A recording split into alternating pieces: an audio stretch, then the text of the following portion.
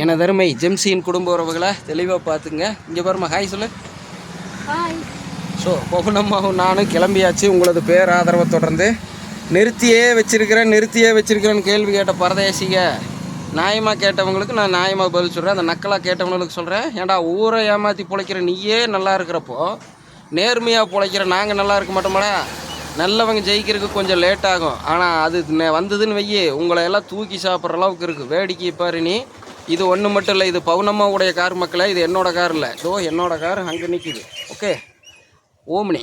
இது வந்து பவுனம்மா அவங்க சம்பாரித்து வாங்கினது, சரிங்களா? 64 வயதில் அவங்க கிட்டத்தட்ட 6 வருஷத்துக்கு முன்னாடி சம்பாரித்து வாங்கினது. 58 வயதில் இவங்க நம்ம ஆஃபீஸில் சம்பாரித்து வாங்கினது. இது எதுக்கு சொல்கிறேன்னா, சம்பாதிக்கிறதுக்கும் சாதிக்கிறதுக்கும் வயது ஒரு தடை இல்லை. சீட் பெல்ட் போட்டிருக்கேன், பவுனம்மாவும் போட்டிருக்காங்க. வண்டி ஓட்டையிலலாம் நான் பேச மாட்டேன்.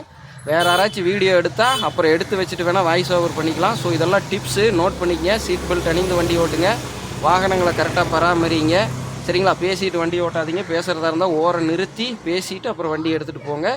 நான் இனி போய் டெஸ்டினியில் சேர்ந்துட்டு, அதாவது நம்ம லட்சுமி நரசிம்மர் ஆலயத்தில் என்ன பண்ண போகிறோம், உங்களுக்காக ஆலய தரிசனம், அங்கே புரட்டாசி வெள்ளி அற்புத பூஜை அபிஷேகங்கள் நடக்கும், அதை எடுக்க போகிறோம். ஸோ உங்களது ஆதரவை தொடர்ந்து நலிவுற்றிருந்த நிலையிலிருந்து இப்போ நல்லா இருக்கிற நிலைமைக்கு மாறி இருக்கிறோம். ஸோ அதற்கு ஆதரவு அளித்த அனைவருக்கும் கோடான கோடி நன்றி.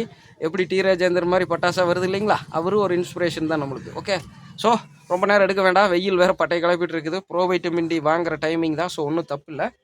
போயிட்டு இனி தெளிவாக உங்களோட பேசுகிறேன். ஸோ போடுமா இண்டு காடை. எல்லோரும் இயற்கையோடு இணைவோம், இன்பமாய் வாழ்வோம். நான் உங்கள் பவுனம்மா. நன்றி, வணக்கம். வணக்கம். தாய் கிழவி சீட் பெல்ட்டு பக்காவாக போட்டு கூட்டிகிட்டு போகிறேன், பார்த்துக்குங்க. ஓகே, வயதானவங்களை இந்த மாதிரி வண்டிகளில் கூட்டி போகல பக்குவமாக அதற்கான வழிவகைகளை பின்பற்றி கூட்டிகிட்டு போங்க. நன்றி மக்களை. நீ அங்கே போய் பேசலாம்.